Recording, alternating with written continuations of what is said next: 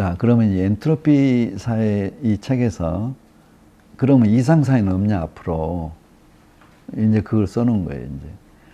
이제 이 엔트로피 축적이 없는 이상 사회라는 건 뭐이냐? 소위 한 해 동안 에너지 생산과 사용이 비교적 균형이 있어야 돼. 엔트로피 생산한 것만큼 또 이제 그 에너지를 그만큼 적게 써야 되는 거예요. 그 다음에 사계절 내내 기후가 비교적 안정이 돼. 기후 변화에 따라서 엔트로피가 많이 들어가니까. 다양한 생물종의 먹이 사슬이 전반적으로 균형이 되고. 이거 이제 엔트로피가 제로인 이상사회를 표현한 거예요. 이상사회. 태양으로부터서는 에너지와 분해되는, 방출된 에너지가 거의 1대1. 그 다음에 토양으로부터 얻은 영양분과 반환되는 영양분의 쓰레기도 거의 1대1. 각 생물의 변화는 다른 생물의 변화에 맞춰 시간을 가지고 상호작용하는 그런 사회. 소위, 근데 이 사회는 이론적으로 가능한데 불가능하다는 거예요, 지금. 그래서 지구의 생물학적 한계가 있어서 이건 불가능하다. 이론적으로 그러나. 왜 불가능하냐? 이제 태양의 에너지를 우리가 그 효율성이 16%인가 밖에 안 돼요. 효율성이 20%가 안 돼요. 제일 효율성 높은 것은 나무 이파리. 그 한 거의 80%. 태양열을 받으면 80% 에너지로 바꾸는 거예요. 이게 우리가 현대 과학이 아무리 발전했다 해도 이파리 하나만큼 모르는 거예요, 우리가. 그리고 제3세계, 소위 아프리카나 저기 절대 빈곤층이 거의 82%예요, 우리 지구상에. 이 사람들은 계속 엔트로피가 거기서 어마어마하게 나오는 거예요. 그 다음에 태양 에너지 능력이, 그리고 전에 같이 태양에서 받은 에너지로 그냥 이렇게 살려면은 인구가 10억 명이면 그런 대로 밸런스를 맞출 수 있대요. 근데 지금 80억이잖아요. 이게 불가능한 거예요, 이게. 그 다음에 인프라가 지금 그 도시화가 됐잖아요. 거대 도시, 메가 트렌드가 됐어. 그러니까 전기도 더 쓰고 빌딩도 어마어마한 빌딩 있고 그러니까 이게 큰 문제가 되는 거예요. 그래서 이제 새로운 가치관, 이건 뭐 내가 좀 정리해 보는데, 이제 너는 너, 나는 나에서 너와 나는 관계로 이렇게 우리가 가야 되냐, 않느냐. 그래서 이제 서태산 대종사님의 이 법이 이때 나올 수밖에 없는 이유가 이게 또 나와요. 교육품 31장에 나오는데, 이제 19세기 이제 소위 그 산업사회 직전에는 태양 에너지가 밸런스가 엔트로피가 플러스 마이너스가 똑같았어. 그래서 그때는 유불선, 성경 이것만 믿어도 소위 정신적인 종교만 가졌어도 괜찮았어요. 근데 이제 대종사님은 전만품 7장에 이것만 갖고는 안 된다 그러신 거 아니에요. 언 땅에 씨 뿌리는 거고, 그 다음에 겨울에 여름 옷 입고 있는 거고, 이렇게 이제 비유를 해서 이 시대는 이제 안 된다. 지금은 이게 현대인데. 그러면 20세기, 21세기 이제 저기가 산업사회 되면서 태양과 에너지가 이제 화석 에너지가 나온 거예요. 태양 에너지, 결국 이제 화석 에너지도 태양 에너지에서 나왔지만, 그래도 그 기름에서 모든 에너지를 우리가 가공해서 쓰잖아요. 그래가지고 이때는 엔트로피가 플러스 3개가 나오는데, 이게 정화할 수 있는 능력은 굉장히 이제 자연적인 정화는 이게 못 따라가는 거예요. 그리고 우리가 개인도 얼마나 많이 쓰냐고. 그래서 엔트로피가 늘어나고, 이게 자본주의가 나오면서 많이 소유하는 것이 강자다 이렇게 되니까, 부자다 이렇게 되니까 양극화도 일어나고, 소위 개념이 소유가 생겨요. 소유. 그리고 또 물질을 소유하는 게 그냥 부자다 이렇게 돼가지고, 이때는 이제 엔트로피가 극단으로 이제 막 쌓인 거. 지금 현재 그렇지, 현재 지구. 그래서 이제 이때는 말세 사상이 나오고, 지금 현재 인구가 70억인가 80억인가 하여튼 10억 인구 때는 옛날 시대로 살아도 괜찮았는데 지금 70억일 때는 이걸로 못 살고 빈부 차이가 막 나는 거예요. 이때 이제 대종사님 법이 나오고 과학은 지금까지 우리가 공부했던 스마트한 세상이 나온 거예요. 스마트. 소위 크린 스마트 세계, 뭐 AI 이렇게 해서 이 스마트 세계가 나와야지 인구가 100억이 돼도 먹고 살고 잘 정화가 되고 이 엔트로피가 밸런스가 맞아지는 거예요. 앞으로 세계에. 이게 새 세상은 클린 에너지 플러스 스마트 가치관으로 돌아가야 돼요. 그래야지 모든 인구뿐만 아니라 만 생명이 다 잘 살 수 있게 됐어요. 그게 스마트 에너지가 굉장히 중요하고 AI 이런 것들 모든 것이 결국 AI도 그 중간 단계밖에 안 되거든요. 지금 과학에 마지막에는 전부 스마트, 클린 에너지 이렇게 가야 돼요. 그래서 이때 이런 세상에 올 때 뭐가 중요하냐? 이 관계, 소유에서 개인의 소유에서 관계로 이게 소위 컴퓨터 접속같이 접속으로 가는 거예요.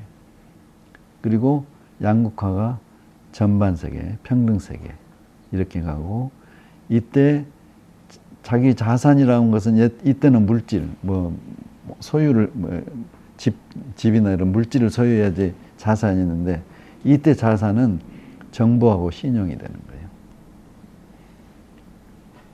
그래서 정보는 사은, 관계이기 때문에 신용은 사막으로서 아주 신분의성, 신용을 사야 돼. 앞으로 그 신용은요 엄청 중요해요. 신뢰는 물질 세계에서 더 중요합니다. 왜냐하면 신뢰가 있는 사람은 망해도 다시 일어날 수가 있어요. 근데 신뢰가 없는 사람은 망하면 망해버리는 거예요. 이게. 이 신뢰가 내 생각은 아마 1번이에요. 1번. 앞으로 생활에 가는데 신뢰. 그래서 우리가 거짓말하지 말라고 그랬잖아요. 1번이 된다고. 그래서 이 도표를 보면은 여기에 맞는 그 종교관, 철학을 대종사님 내놓으신 거예요. 자, 이제 지금까지는 엔트로피하고 쭉 하신 거고, 제가 이제 또 이런 생각을 해봤어요. 그럼 앞으로 세계는 정보화 시대고, 근데 그러면 대종사님 법이 코딩, 플랫폼, 이런 생태계 이런 데 좀 맞으실까?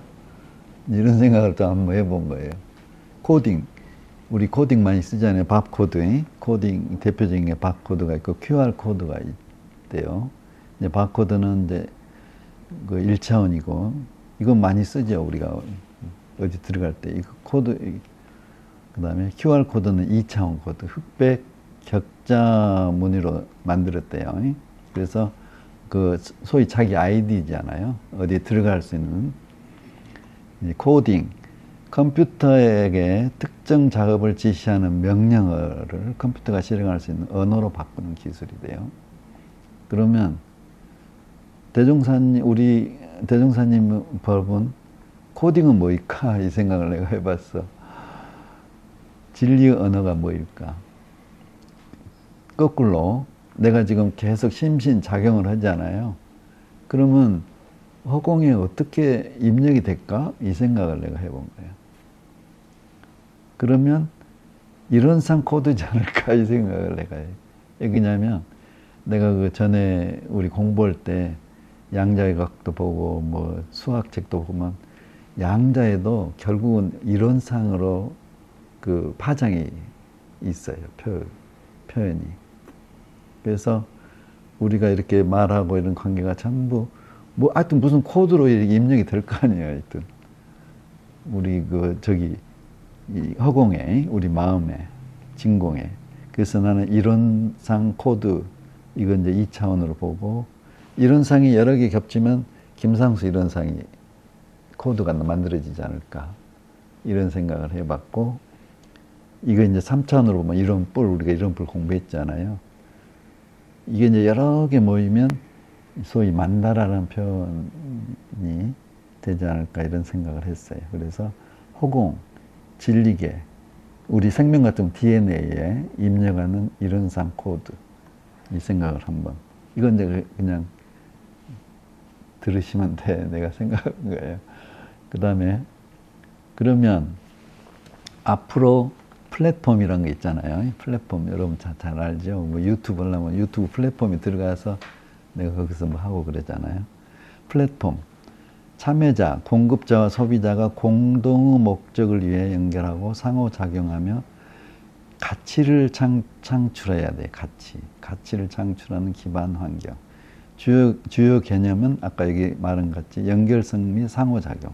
개인 조직을 연결하여 상호작용으로 가치를 창출해야 되고, 기반 환경, 다른 소프트웨어와 경제활동이 이루어지는 토대 역할을 해야 돼. 생태계. 플랫폼을 중심으로 공급자와 수요자가 모여 상호작용하는 그 생태계가 형성이 돼야 되는데, 이제 플랫폼 제일 많이 쓴 게 이제 IT 플랫폼, 뭐 SNS가 플랫폼이 많아요. 그 다음에 제품 플랫폼, 거래 플랫폼, 이런 플랫폼이 있대요. 그러면 앞으로 미래의 모든 종교의 플랫폼은 대종사님 벌써 선천의 유불선, 세계의 모든 종교와 교리와 천하의 모든 법을 합해가지고 창조했다고 그러셨거든요. 그러면 그래가지고 결국은 한 마음으로 됐다 그래서 한 마음으로. 그러면 앞으로 모든 종교나 철학은 이 플랫폼을 통해서 자기 걸 만들어야 돼. 그래야지 다 맞는 거예요. 그래서 결국 보면 이론상의 사막과 팔조 사은, 이게 이제 부족품에 있으니까. 그래서 한 마음으로 돌아와서 이 생태적 자아를 하고, 이게 이제 첫째불상 사사불공, 무시선 무차선 동정이력 영육상전, 이런 형태를 거쳐야지 새로운 종교가 이렇게 바탕이 되지 않느냐, 이런 생각으로 이제 미래의 종교 플랫폼, 이게 종교뿐만 아니더라고요. 내가 일어나게 해보니까 의학도 이걸 떠날 수가 없고, 경제도 떠날 수가 없어요. 경제 벌써 불법시 생활을 그랬으니까, 생활은 경제거든요. 이 틀에서 이 플랫폼을 해서 여기서 변형이 이제 나가야 돼요. 그래야지 미래의 모든 사상을 이게 우리 대종사님 법으로 해야지 대종사님이 이게 자신있게 내놓은 저기가 되거든요. 이게 해결이 안 되면 플랫폼이 또 생기고 또 생기면 이제 복잡해지는 거예요. 다른 법이 나올 수밖에 없어요. 이 생태계는 아까 같이 코딩, 지금 전산에서, 정보에서 코딩하고 이게 이제 플랫폼이 있고 생태계가 있고, 이게 이제 기본이더만요. 생태계, 특정 지역의 생물 군집, 동물, 식물, 미생물과 미생물학적, 이게 공기, 물, 햇빛, 토양은 미생물학적이잖아요. 환경 요인이 상호작용한 하나의 기능적 복합체. 소위 먹이사슬과 에너지 공급을 이렇게 생태계로, 이것은 이제 이분 책에 그랬어요. 엔트로피란 책에. 그래서 생태계를 둘로 나눴어요. 자연 생태계, 생물학적 요소와 비생물학적 요소가 서로 영향을 주고받으며 에너지를 순환하는 하나의 온전한 세계. 이게 옛날에 태양열을 해서 먹고 살고 해서 엔트로피가 플러스 하나, 또 정화도 마이너스 하나 해가지고 잘 밸런스 된 세계, 산업사회 전의 세계는 자연의 생태계라고 우리가 표현을 한 거예요. 그리고 그때는 유불선, 이걸로 다 해결이 됐어. 근데 지금은 도시 생태계가 된 거예요. 도시. 생태계가 인간과 비생물학적 거기에 도시, 도로, 건물, 이런 도시 경관이 추가된 인공 생태계가 된 거예요. 이때는 이제 옛날 자연 생태계 그 이론 갖고 안 되는 거예요. 그래서 대종사님은 이 자연 생태계보다는 도시 생태계, 새로운 세계에 맞는 생태계 그 이론을, 도덕을 내놓으셨지 않느냐. 그래서 이것을 또 한번 이렇게 제시를 해봤거든요. 소태산 대종사는 도시 생태계 시대에 맞는 과학과 도학을 병진하는 엔트로피 재료의 상생의 대법을 내놓으셨다. 소태산 대종사는 사원과 사막, 생활시 불법, 불법 생활, 그 다음에 나의 무량세계 건설에 우리 지금까지 쭉 공부했던 내용을 한번 이렇게 요약을 해봤어요. 도시 생태학 연구의 중요성, 인간 중심의 구조에서 인간의 사회활동과 경제활동, 그 다음에 인간과 자연의 복합, 공존, 이건 이제 천지은 부모운으로 표현을 많이 해주신 것 같고, 생물 다양성의 변화, 통포운, 그 다음에 경제사회, 자연의 복합 시스템. 그래서 대종사님 법은 이 자연 생태계만 갖고는 안 되고, 지금 현대 이제 도시 생태계라고 표현을 했는데, 이 새로운 생태계에 맞는 법을 내놓으신 것 같아요. 지금은 도시 생태계에서는 엔트로피가 한 10개 나왔으면 자연 생태계로서는 하나하나 이것밖에 정화가 안 되는 거예요. 자연 정화란 것은 시간적으로 가서 흙 속에서 이렇게 분해되는 거잖아요. 근데 플라스틱 같은 건 뭐 몇백 년이 가도 안 된다고 그러더라고요. 그래서 그렇게 되지 않는 도시 생태계, 그리고 인간이 또 너무 많이 쓰고 시대가 빠르고, 그래서 그러나 이제 지금은 자연 생태계가 10분의 1 정도는 하고 있죠. 근데 10분의 9를 해결할 수가 없는 거예요. 그건 과학이 해결할 수밖에 없어요. 새로운 과학이. 그 클린 에너지, 그 다음에 스마트, 이걸로 과학이 많이 해결해 줘야지 엔트로피가 밸런스가 맞아가는 거예요. 자, 제 9강은 이것으로 대강했고, 제 10강은 이제 우리가 마지막입니다. 소태산 대종사의 10대 개벽. 지금까지 우리가 쭉 9강까지 했던 것을 종합해서, 그럼 대종사님은 이 새로운 시대에 무엇을 우리를 위해서 개벽을 해 놓으셨냐, 그걸 10개로 구분해서 하는 것을 다음 시간에 하겠습니다.